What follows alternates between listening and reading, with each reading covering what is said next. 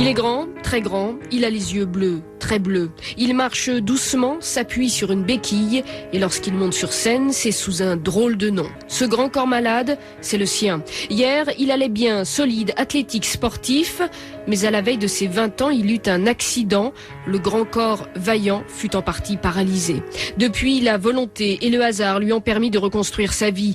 La volonté d'abord avec une rééducation acharnée et le hasard ensuite qui le conduisit en 2003 dans un petit bistrot parisien. Ce soir-là, le garçon découvrit le slam. Allez leur dire de notre part que personne ne nous arrête. Poésie urbaine et parlée venue de Chicago. Que notre musique est un rempart sur lequel se brisent toutes les tempêtes. Pour moi, le slam, c'est le mot mise à nu. On a faim de se faire entendre, moi j'ai l'appétit cannibale. La première fois que je suis allé slammer dans un petit bar, c'était pour rigoler, c'était pour essayer. Et quand je me suis inscrit auprès du petit maître de cérémonie, il m'a dit comment tu t'appelles ? J'ai dit Fabien. Il m'a dit t'as pas de nom de scène. Appelez-moi Grand Corps Malade. J'ai dit Grand Corps Malade. C'était vraiment un peu une boutade. Je pensais pas que ça resterait.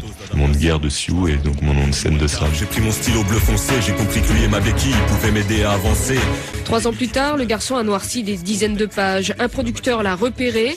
Il lui a suggéré de mettre ses textes en musique. Et qu'importe si le slam est normalement un art a cappella, c'est surtout un art vivant. Le jour se lève sur notre grisaille, sur les trottoirs de nos ruelles et sur nos tours. Les mots du garçon racontent sa vie et sa ville. Saint-Denis, en banlieue parisienne, sans phare, mais sans donner de leçons. Moi, je témoigne sincèrement de ce que je vois. Forcément, quand on habite à Saint-Denis, qu'on raconte ce qui se passe, il y a un aspect politique sous-jacent, mais c'est pas le but premier, quoi. Aujourd'hui, Grand Corps Malade ne veut être ni le porte-parole des banlieues, ni celui du slam, encore moins le symbole d'une victoire quelconque sur le handicap.